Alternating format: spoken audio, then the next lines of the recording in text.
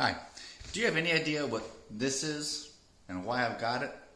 If you do, you're in the right place. This series of videos is going to be for hacks or tips and tricks, if you will, for people either beginning to go through or in the process of going through surviving head and neck cancer. I am Don. I am a survivor, 8 months now, and I want to share with you some of the experiences I had, but I don't want to do it all in one video. I like to give you bits and pieces, give you a couple of things to watch, because one of the things I definitely remember from when I was going through the process was I was bored S-less. You can figure what that means. I want to do it with some wisdom, some signs of experience, but I also want to add a little humor to it if I can. It's always nice to make people laugh if you can do that successfully. I don't know, you may laugh, you may not laugh, you may think it's all silly, but hopefully we'll get you to crack a smile here and there and recognize what's going on. This little thing here is a sack full of lymph fluid. I have no idea what lymph fluid looks like, but head and neck cancer survivors, we get a lot of lymph fluid. Because in my case, you can see the bit of a scar here. You can't really quite see it so much over here. Why you can see part and not all of it will be in a different video. But and I talk a little bit funny, and that's going to be a residual and probably happen to you too. But this scar here is because when the surgeons went in and removed my tonsil, which was cancerous on the left side, they pulled this whole flap of skin back and they removed several of my lymph nodes.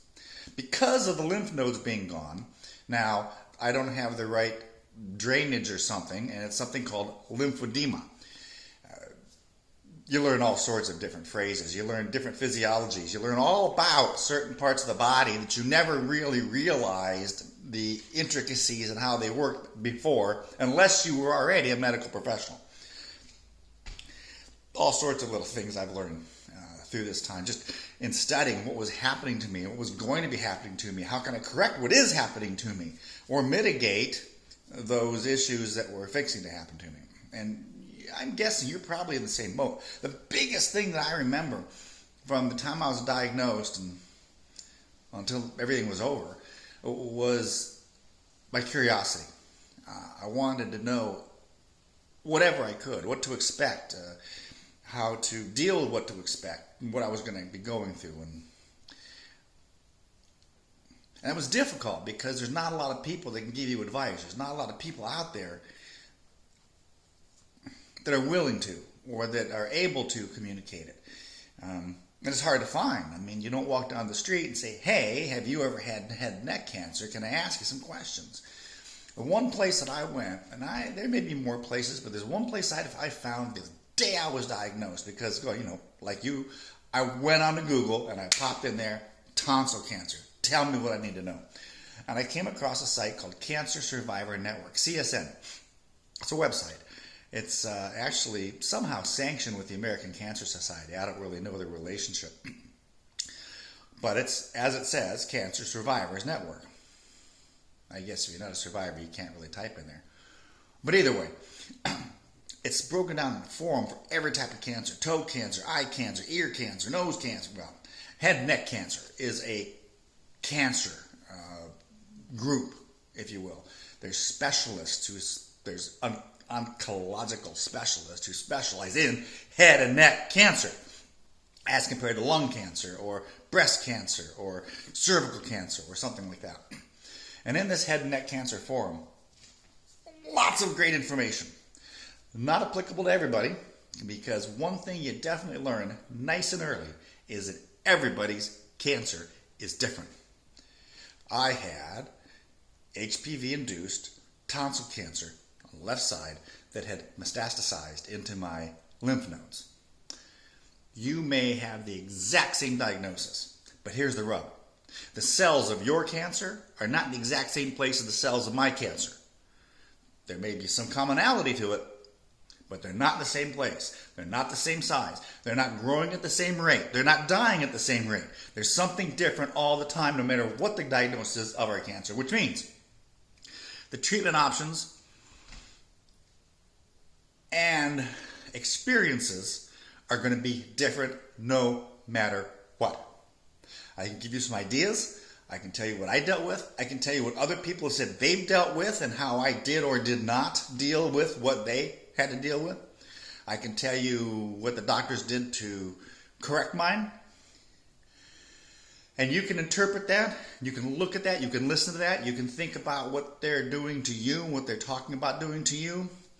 There could be some hints, tips, and tricks as you go through some of these videos in the future, which I'll be making over a period of time, about what things to ask your doctors or your oncologist or the radiation people. But remember, no matter what, they're all going to be different. For example, I had read from 100% of the people on this forum, everyone, all of them, without exception, the worst 2 weeks they experienced were the 2 weeks after treatment, because they were still cooking, as we say, in head and neck cancer after radiation. But the radiation is still cooking inside of them. And it was their worst 2 weeks. Really the last week of radiation, which is bad news, except for you're getting done. And then the next 2 weeks, as the residuals get through and your body starts to recover.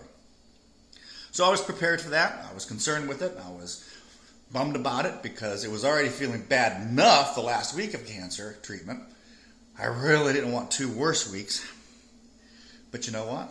I finished my treatment on a Friday. I'm a computer repair guy. Monday, I was able to drag myself out of bed and go see a customer. And I was tired as daylight. And I wasn't thinking right. And I was hacking. And they thought I had that fear flu or COVID that people call it. I didn't. I just cancer treatment. And I felt bad being in their house. But it was an opportunity to work. And I hadn't worked on anything in 4 months. So I did. But anyways, I got out of the house. And I did something. My wife and I went to a dollar store and then Walmart. And I lasted about 45 minutes. I'm standing there looking at some of the cooking supplies at Walmart. And I start wobbling back and forth. And I said, oh, I can't do this. I got to get in the car and go home. And we did. We got in the car, went home, and I went right to bed. But the Tuesday, Wednesday, Thursday following, I got progressively better. Now, I'll tell you another video when the time comes what my wife did to help that. What we really believe caused me to actually quickly recover. It was actually something I ate and the way it was prepared. But that's different stuff. The key is I didn't experience those bad 2 weeks. And in some cases, I guess like one of those soldier things when their friends get killed, they don't. I felt bad about it. I wanted to get on the forum and tell people that I was doing fine after all this time. Give people hope. But at the same time, I felt really bad about it because all these other people were just having a horrible time the last 2 weeks or 2 weeks post-treatment. And I wasn't. So that was kind of a conundrum for me as to how to deal with that and how to express that with other people. But back to the key, and the reason I told you that little bit of a story was because we're all different.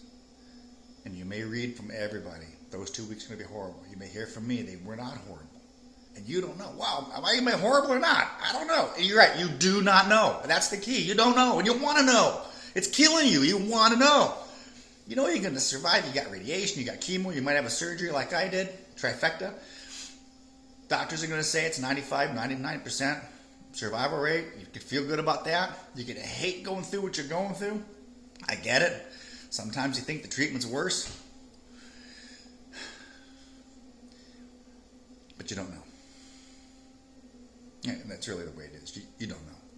And you're not going to know until you go through it. The key is be prepared. Listen to people like myself. Listen to other people. Read the thing on the forum. Don't spend too much time on what we call Dr. Google. You can get a lot of horror stories out there. You can start getting yourself scared. I know you want to do it. You want to pop into Google and start reading everything. Can I get it? Read about the treatments. Read about the cisplatin that they're going to give you in chemo. Read about the side effects. Read about I forget the acronym. IMRT, the type of radiation that I had. Read about the photon treatment that some people get. Read that stuff. But when it comes to wanting to know about the actual experience, I recommend reading the Cancer Survivor Network forums. These are people who have been through it. Real people. like yourself, from any walk of life, wealthy and poor, strong, weak, older and younger.